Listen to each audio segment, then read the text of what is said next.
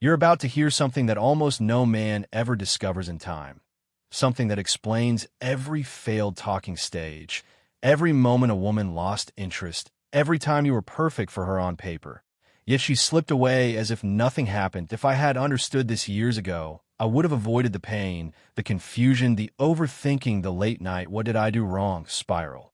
And if you understand it now, you will never look at female attraction the same way again. Because the truth is simple. Women do not fall for what men are taught to offer. Not kindness, not availability, not attention, not effort. Those things sound romantic, but female desire does not respond to romance. That it responds to something far older, far colder, and far more instinctive. That a woman does not measure your value by your words. She measures it by the signals your body emits without your permission, by the micro-reactions you can't fake, by the tension you create simply by existing exactly as you are. Most men try to attract with logic, but women read biology. Women read power. Women read your ability to remain centered when every other man would bend. For thousands of generations, the female mind evolved to detect one thing above all: which man holds his ground, and which man collapses under pressure. This is why your nicest gestures fell flat. This is why your constant availability repelled her. This is why your deep affection didn't move her. You weren't rejected because you lacked love. You were rejected because you lacked signals of presence, scarcity, emotional control, purpose, and a silent dominance that only rare men project without saying a word. Today, I'm going to show you the truth behind those signals, the truth most men never learn. Because once you understand how female instinct actually works, attraction stops being a mystery, and you stop being the man who tries to impress. You become the man she feels pulled toward. Even when you say nothing. Understand why you have been losing. You must first understand the lie you were raised in. From the moment you were born, society handed you a blueprint for love that was destined to fail. You were told that if you were agreeable, if you were safe, if you place her on a pedestal and tend to her every need, she will reward you with desire. You were taught that attraction is a transaction. You insert kindness, and you receive intimacy. But this is a social contract, not a biological reality. And when you step into the arena of mating, social contracts burn to ash. The biological reality is far more ruthless and far more efficient. Deep within the ancient architecture of the human brain, there's a mechanism that has not changed for 50,000 years. It does not care about your job title. It does not care about how nice you are to her friends. It cares about survival. For thousands of years, a woman's survival depended entirely on her ability to distinguish between a man who was truly powerful and a man who was merely pretending. A mistake in this judgment meant death. If she chose a weak man, she and her offspring would not survive the winter, the famine, or the invasion of a rival tribe. Therefore, the female instinct developed a radar so sensitive, so penetrating, that can bypass your conscious words and read your nervous system directly. This is where the modern nice guy fails. He believes his excessive availability is a sign of devotion. He believes his constant texting is a sign of love. He believes his willingness to change his plans for her is a sign of flexibility. But her instinct reads something entirely different. Her instinct reads fear. When you're always available, you signal that your time has no value. When you agree with everything she says, you signal that you have no mind of your own. When you apologize for taking up space, you signal that you do not believe you belong there. To the biological mind, this is not kindness. This is subservience. And in the harsh logic of evolution, subservience is a death sentence. A man who subserves is a man who cannot protect. A man who cannot withstand the pressure of a woman can certainly not withstand the pressure of the world. This is why she pulls away when you get too close. It is not because she is cruel. It is because her biology is sounding an alarm. Her gut is telling her that your niceness is a camouflage for weakness. She perceives your lack of boundaries not as generosity, but as a lack of structural integrity. You become like a house with no walls, easy to enter, but impossible to respect. And without respect, desire cannot exist.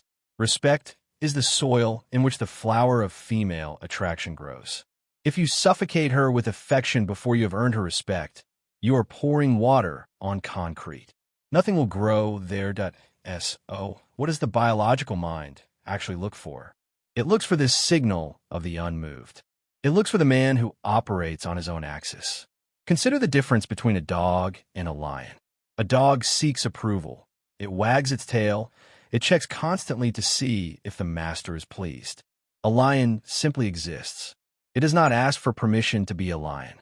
It does not apologize for its nature. It moves with economy, with purpose, and with absolute certainty. Women are biologically programmed to ignore the dog and fixate on the lion. This is not about being aggressive or mean. True power rarely needs to raise its voice. True power is found in the absence of reaction.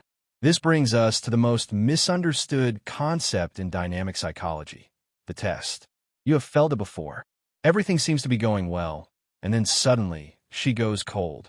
Or she makes a sarcastic comment about your shirt. Or she cancels plans at the last minute without a good reason. The average man views this as a personal attack. He gets defensive. He sends a long paragraph explaining himself. He gets angry or he gets sad. He has failed the test. She was not testing your logic. She was testing your emotional center of gravity. She shook the cage to see if the man inside would rattle. When you react emotionally to a minor provocation, you prove that your internal state is dependent on her approval. You prove that she has the power to destabilize you. And if she can destabilize you with a sentence, imagine what the world could do to you.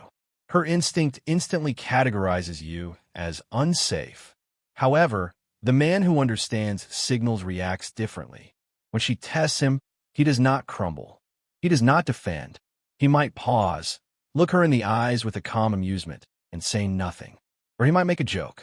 Or he might simply ignore the behavior and continue on his path. In that moment of non-reaction, a powerful signal is sent. The signal says, I am grounded in my own reality. Your mood swings do not define me. I am the mountain. You are the weather.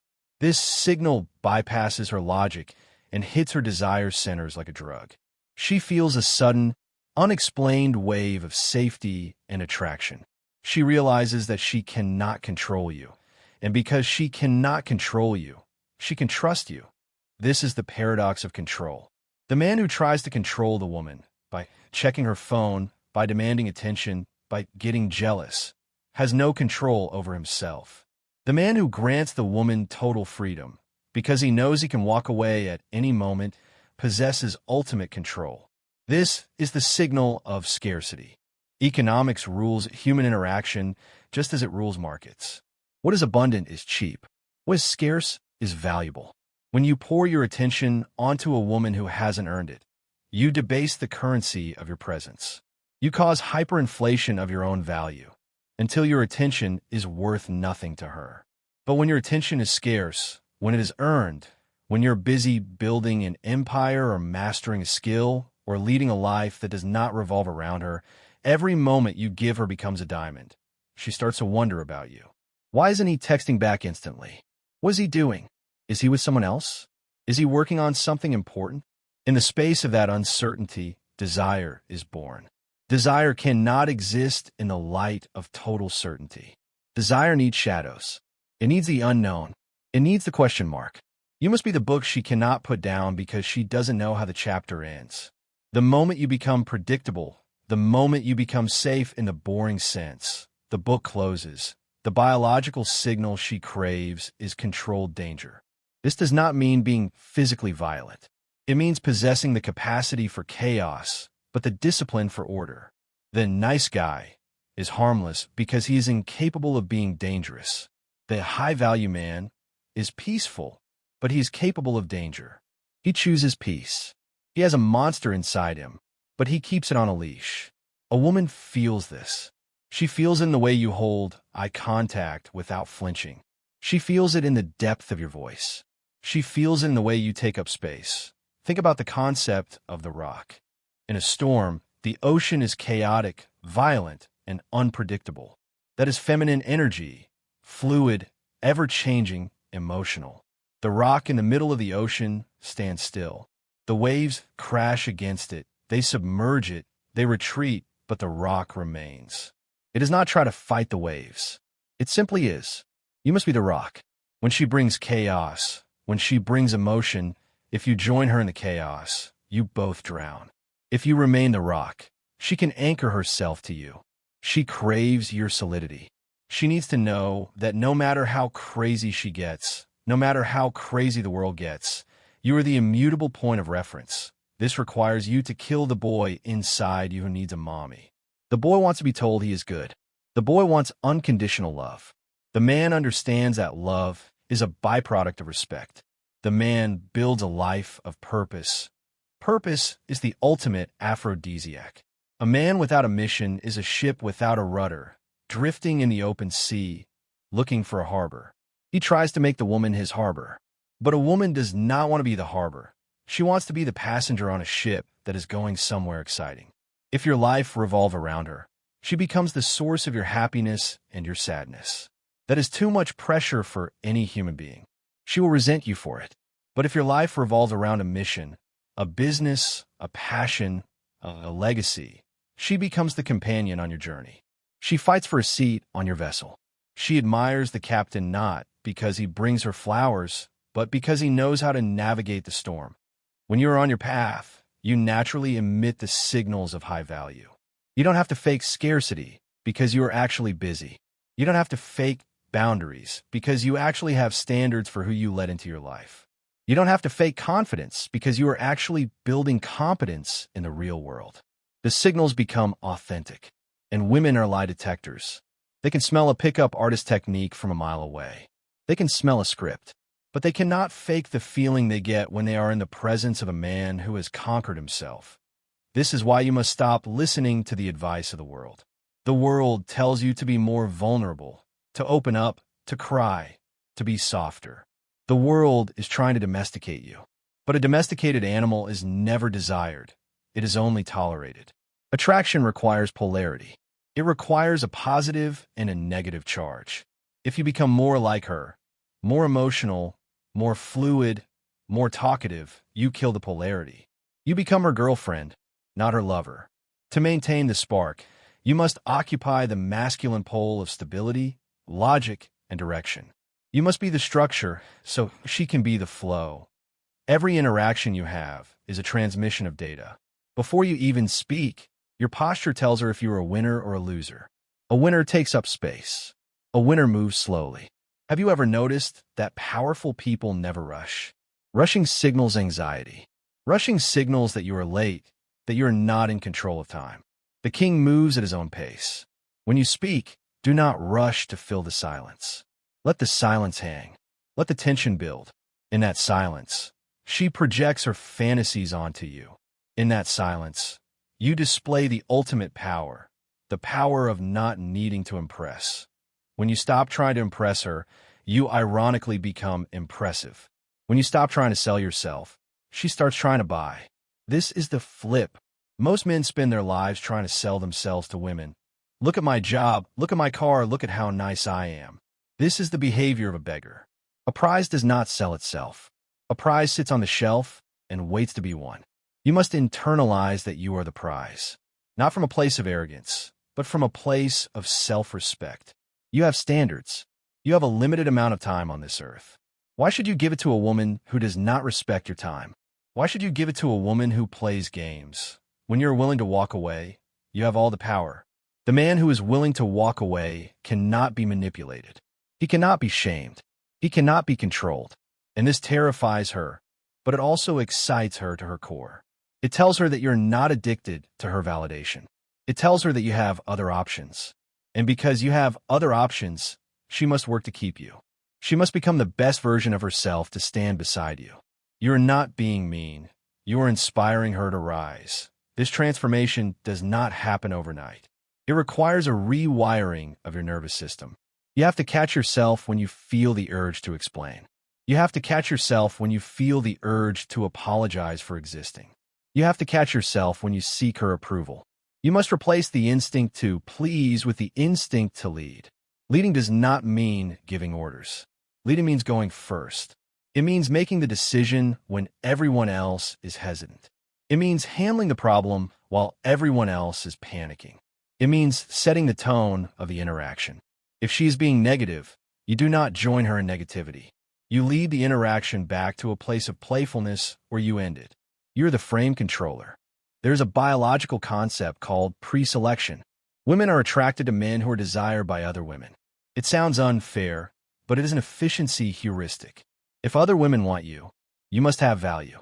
If no one wants you, there's probably a reason. The nice guy isolates himself and focuses on one woman like a laser beam. This suffocates her.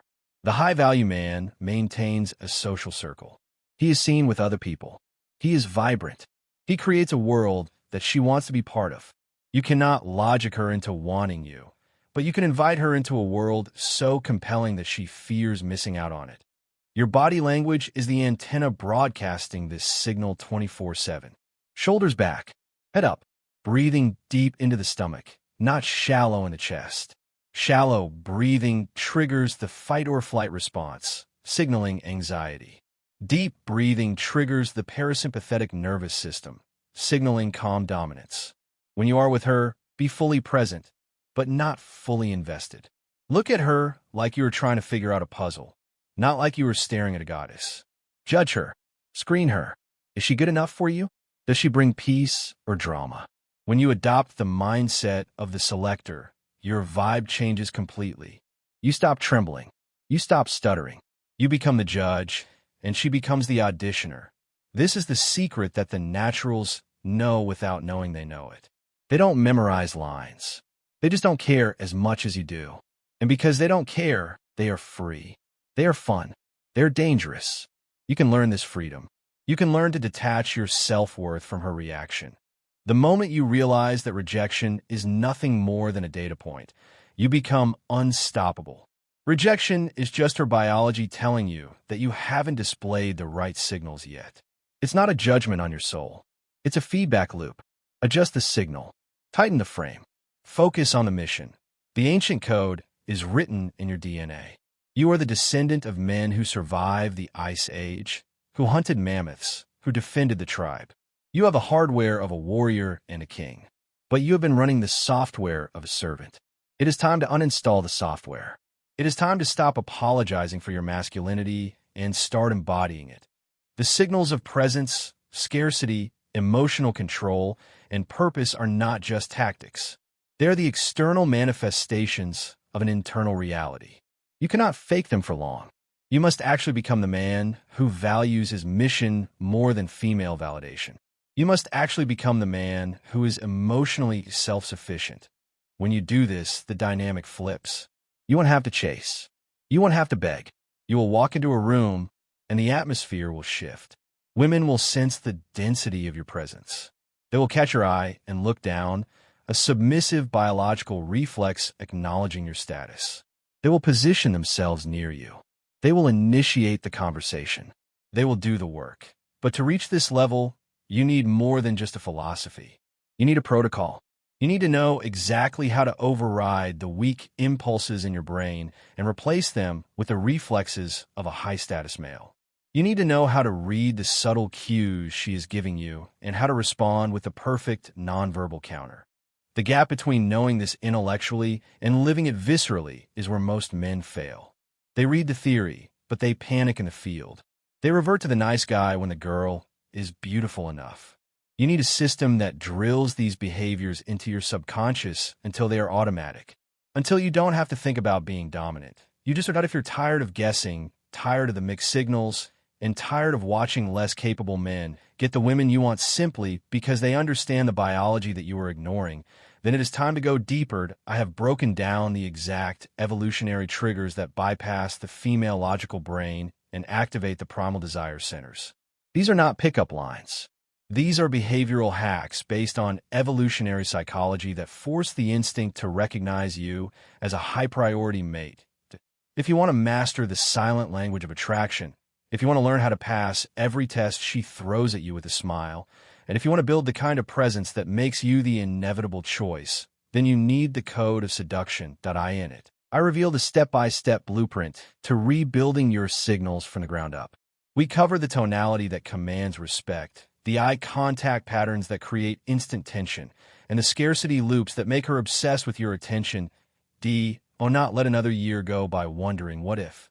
Do not let another woman slip away because you were too nice, too available, or too afraid to be the man she actually craved. The instinct is there. It is waiting to be triggered. But you have to pull the trigger. Click the link in the description or the pinned comment to access the code of seduction now. Stop playing the game by the rules that were designed to make you lose. Learn the biology. Master the signals. Become the reference. The link is below. I'll see you on the inside.